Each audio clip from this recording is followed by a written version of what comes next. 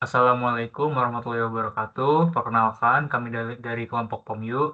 Ini kami akan mempresentasikan tugas kami dari step 1 sampai 14 untuk mata kuliah interaksi manusia dan komputer. Boleh di next? Ya, oke. Yang pertama, step pertama itu internal verification pada Spotify. Tujuannya adalah memahami permasalahan utama pengguna Spotify serta konteks penggunaan aplikasi sebagai dasar pengembangan solusi. Metode yang kita gunakan itu adalah diskusi antar tim di tim kita sendiri pada tanggal 30 September 2025. Selanjutnya kita juga membrainstorming untuk mengidentifikasi masalah dan kebutuhan dari si pengguna. Target user itu adalah mahasiswa, pencinta musik, dan pengguna kasual pada umumnya. Tujuan dan motivasi user yaitu mendengarkan musik kapan saja dan di mana saja, hiburan untuk agar bisa membantu fokus belajar, menemani aktivitas, atau mengeksplor musik baru. Di sini ada user pain point, yang dimana ada iklan itu berlebihan pada akun gratis, terus masalah juga di lagu offline dan lisensi, ada friend activity yang tidak real time, dan fitur premium yang juga belum merata di semua wilayah atau perangkat. Insight utama di sini adalah Spotify sangat membantu aktivitas harian pengguna, namun masih perlu meningkatkan peningkatan pada kenyamanan akun gratis, kestabilan fitur, dan pemerataan layanan premium. Nah, step 2 ini adalah proses dan fungsi bisnis, di mana tujuan utamanya adalah mempermudah pengguna dalam mengelola playlist, memutar musik, memutar lagu, dan menggunakan Spotify di berbagai perangkat secara cepat dan efisien. Prosesnya itu adalah membuat dan mengelola playlist, kontrol pemutaran lagu, ada play, pause, next, dan shuffle, dan terakhir ada menghubungkan dan mengontrol pemutaran lintas perangkat. Output yang diinginkan output yang diinginkan adalah playlist yang tersimpan dan dapat dibagikan antar user, lagu diputar dengan riwayat mendengarkan yang tercatat, dan pemutaran musik tersinkron di berbagai perangkat yang terkait. Oke, selanjutnya step 3 adalah mental model dan HTA. Di sini kita membahas mental model dulu, yaitu pengguna memahami Spotify sebagai aplikasi yang langsung bisa digunakan setelah aplikasi dibuka, memungkinkan pencarian dan pemutaran lagu dengan langkah singkat, memberikan kontrol penuh terhadap lagu dan perangkat pemutar, yang terakhir menyediakan playlist sebagai tempat mengelola lagu favorit. Selanjutnya masih di step 3, yaitu adalah HTA atau Hierarchical Task Analysis, di mana tujuan utamanya itu mendengarkan dan mengelola musik di Spotify. Di sini hierarkikalnya ada 3, yaitu play musik, dari stepnya itu ada membuka aplikasi, mencari lagu melalui fitur search, dan memilih dan memutar lagu. Yang kedua ada multi-device, di mana stepnya itu ada membuka aplikasi, mengakses menu no playing, memilih icon device atau speaker, dan terakhir menyambungkan ke perangkat lain. Di urutan ketiga itu ada create playlist, ya, di mana urutannya itu membuka aplikasi, masuk ke menu your library, membuka playlist baru, di mana ikonnya adalah plus, dan yang terakhir menambahkan lagu ke playlist. Mental model pengguna selaras dengan alur sistem Spotify yang sederhana, cepat, dan intuitif, sehingga memudahkan pengguna menyelesaikan tugas utama tanpa perlu adanya hambatan. Oke, mungkin bisa dilanjut oleh teman saya di step 4. Oke, saya akan menjelaskan untuk step 4 dan 5. Jadi, proses desain yang kami buat itu pertama membuat mockup mobile dengan navigasi hierarki berbasis aplikasi Spotify atau dashboard ke subhalaman. Lalu, mengutamakan konsistensi visual pada setiap elemen, icon, dan palette warna di seluruh halaman untuk menjaga keaslian identitas brand. Terus menggunakan komponen kartu atau cards dan bottom navigation bar agar interaksi pengguna lebih jelas dan efisien. Lalu menyediakan no playing bar yang selalu terlihat sebagai indikator status sistem yang responsif dan real time. Hasil desainnya, UI konsisten, intuitif, dan modern dengan mengikuti standar user-center design. Navigasi efisien memudahkan pengguna berpindah antar menu utama tanpa kehilangan orientasi posisi. Lalu struktur window mendukung fokus tugas, yaitu primary, yaitu homepage, pusat aktivitas utama yang menampilkan rekomendasi dan histori pemutaran. Secondary, yaitu search page, yaitu jendela pencarian fleksibel yang dapat diakses kapan saja tanpa memblokir interaksi lain. Lalu ada modal, yaitu track view, tampilan pemutar musik penuh untuk fokus total pada aktivitas mendengarkan lagu. Next, itu tampilan-tampilan dari homepage, search page, search result page, dan track view. Next akan dilanjutkan oleh teman saya. Baik, selanjutnya untuk step 6-7 itu ada mockup dan justifikasi UI Spotify. Yang pertama itu ada desain UI.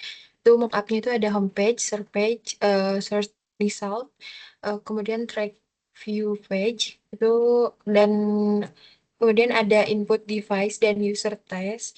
Itu tuh ada tab dan scroll, itu navigasi konten untuk home, search, dan resultnya. Kemudian untuk virtual keyboard itu ada input teks pencarian, kemudian ada swipe, itu kontrol pemutaran lagu sesuai mental model pengguna. Kemudian ada modality dan platform, itu platform yang kita gunakan adalah mobile aplikasi. Kemudian untuk inputnya ada touchscreen. Kemudian ada aksesibilitas untuk feedback untuk aksi yang penting. Kemudian alternative input itu ada voice command and earphone button. Kemudian untuk UI control dan familiarity-nya itu ada control playlist card, search bar, play, progress bar. Kemudian untuk desain itu warna khas Spotify itu hitam, hijau, dan putih. Kemudian untuk icon itu ada universal dan touch target besar. Kemudian ada eksplorasi, itu ada gesture control. Terus kemudian ada voice input dan dynamic theme. Kemudian untuk output dan feedbacknya itu ada visual untuk tampilan lagu, kontrol, dan progress bar. Kemudian untuk auditory itu musik dan bunyi kliknya. Kemudian untuk haptic itu ada getaran ringan saat interaksi. Kemudian yang terakhir ada feedback secara real time dan responsif. Lanjut. Kemudian untuk hasil mockup dan justifikasi UI-nya bisa dilihat untuk homepage, search, dan albumnya. Boleh dilanjut oleh Ante. Baik, sini saya akan menjelaskan untuk step 8 sampai 9. Di sini ada mock-up-an dari beberapa page. Yang pertama ada homepage. Jadi si homepage ini menyapa pengguna dengan good morning di situ. Terus navigasinya itu cepat antara notifikasi, riwayat pengaturan, dan lain-lain. Diletakkan strategis di kanan atas untuk diakses dengan mudah. Terus rekomendasi kontennya disajikan rapi dalam format grid dalam 2 kolom. Terus untuk search page itu desain baru itu lebih terasa lebih fresh gitu dengan kategori genre yang berwarna cerah. Bisa kita lihat itu ada pop, ada hip hop, ada jazz, R&B, dan lain-lain. Terus ada sedikit teks di situ, kita bisa lihat what do you want to listen to, itu untuk memancing si pengguna untuk mendengarkan lagu. Terus search result page itu mengurangi beban ingatan pengguna dengan tetap menampilkan query pencarian dan menyediakan filter interaktif. Terus track view page, desain ini meningkatkan kontrol pengguna yang memungkinkan pengguna mempersempit hasil serta memberikan tindakan langsung icon titik 3 pada setiap hasil untuk mengelola musik tanpa harus meninggalkan halaman pencarian. Boleh di next. Ini sedikit ada user persona dari aplikasi Spotify. Yang sebelumnya sudah pernah kami jelaskan juga. Singkatnya, ini adalah hasil dari diskusi kami buatkan sebuah user yang bernama Dimas, dan ini ada sedikit bionya. Dimas adalah seorang mahasiswa yang menjadikan musik sebagai bagian dari kesehariannya. Dia mendengarkan musik hampir di setiap aktivitas. Terus musik, meski menggunakan musik gratis, Dimas mulai mempertimbangkan beralih ke premium agar bisa mendengarkan musik tanpa gangguan dan bisa mengunduh lagu untuk didengarkan secara offline. Terus ada bagian Dimas, terus motivation, goal, dan precision-nya. Boleh lanjut aja. Ini step 10. Step 10 kali ini kita membahas penentuan dan justifikasi, internationalization, localization, dan accessibility. Untuk internationalization itu, bahasa dan istilah yang digunakan itu universal, seperti misalnya home, search, library, dan lain-lain. Terus icon yang digunakan itu juga universal, seperti icon play, icon pause, dan icon shuffle. Terus format waktu yang digunakan juga itu umum, yaitu menit dan detik. Terus warna yang digunakan itu warna Spotify, warna khas dari Spotify, yaitu hijau, putih, dan hitam. Terus localization, Spotify ini mendukung multibahasa, ada bahasa Indonesia, bahasa Inggris, dan lain-lain. Terus istilah-istilahnya juga disesuaikan dengan bahasa yang digunakan. Terus juga dia ada fitur playlist regional. Jadi misalkan untuk kita yang di Indonesia itu dia bakal menampilkan beberapa lagu atau podcast yang sedang trending di Indonesia. Terus accessibility, kontras warna yang tinggi, yang dimana itu bagus, itu ada warna hitam, putih, dan hijau. Terus ukuran tombolnya besar dan jaraknya juga bagus secara visual dan secara penggunaan juga nyaman. Terus hierarki visualnya jelas, dark mode pada mode defaultnya itu nyaman untuk digunakan pada cahaya rendah. Boleh di next. Ini ada uh, penentuan dan justifikasi icon. Sini ada beberapa icon yang digunakan pada Spotify yang bisa kita lihat ada icon home, search, library, play, pause, next, previous, dan lain-lain.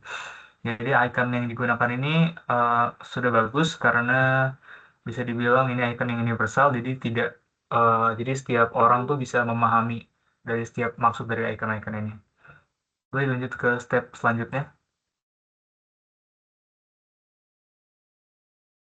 Oke, di sini saya akan menjelaskan di bagian step 12-nya. Jadi untuk step 12 itu penentuan dan justifikasi grafik tujuan. Desain grafis pada aplikasi Spotify berperan dalam mendukung UI UX dengan mengutamakan fungsionalitas, keterbacaan, dan responsivitas, dan branding. Elemen visual seperti warna, teks, dan icon dirancang agar mudah dipahami, nyaman digunakan di berbagai perangkat, serta memperkuat identitas khas Spotify-nya. Desain ini membantu meningkatkan interaksi dan kenyamanan pengguna saat menggunakan aplikasi tersebut.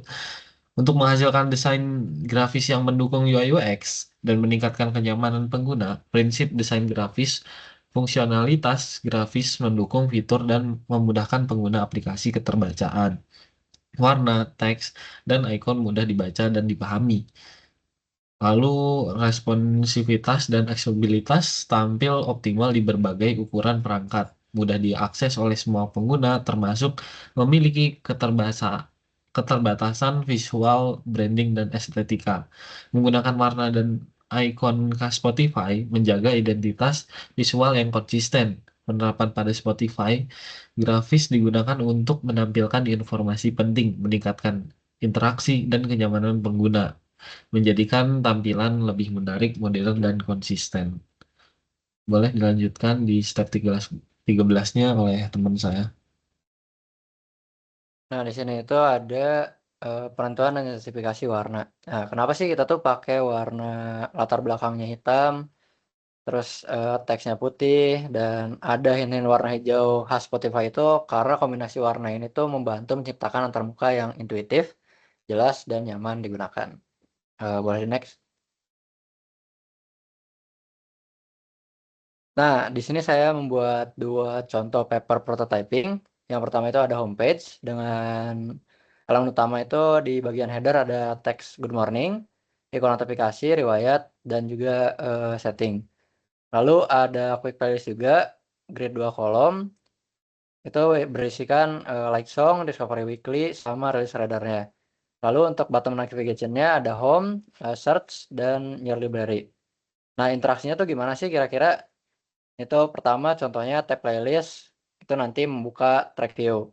Lalu jika di scroll vertikal itu melihat rekomendasi lainnya. Nah, tujuannya itu untuk memberikan akses cepat ke konten favorit menjadi pusat navigasi utama aplikasi juga. Nah, untuk yang kedua itu ada di bagian search result page. Nah, elemen utamanya itu ada search bar, lalu filter hasilnya itu jika di search lagu baru, ada songs, artis, sama album, lalu ada list hasil pencariannya juga, lalu interaksinya gimana sih? Jika kita tap lagu, maka akan membuka track view page, lalu jika kita tap icon yang titik 3 itu akan menampilkan opsi tambah playlist atau share.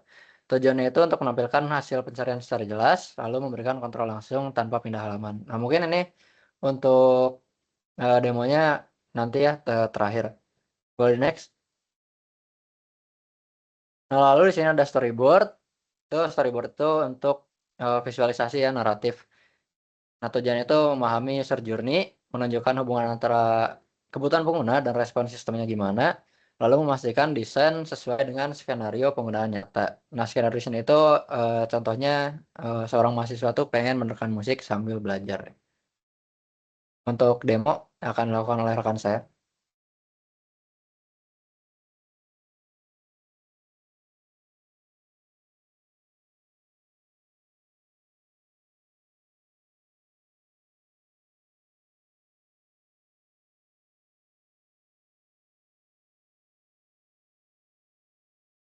Oke, mungkin di sini ada demo sedikit tentang desain aplikasi Spotify yang telah kelompok kami bikin. Yang pertama ini mungkin dari halaman homepage ya. Di sini ada homepage itu ada berbagai macam fitur, di salah satunya ada track view di sini. Ada track view di mana kita bisa mengakses musik yang sedang dimainkan. Kita juga bisa di sini ada search share yang bisa membagikan lagu ke sesama pengguna Spotify gitu, ke user lain. Oke, mungkin selanjutnya ada search juga, di mana search ini kita bisa mencari lagu, kita bisa men-typing atau mengetik lagu yang ingin kita inginkan gitu. Lalu di sini nanti akan muncul lagunya, lagu yang kita inginkan. Nah, so nanti diarahkan ke playlist-nya. Nah, mungkin itu saja dari kelompok kami. Sekian, kurang lebih mohon maaf. Assalamualaikum warahmatullahi wabarakatuh.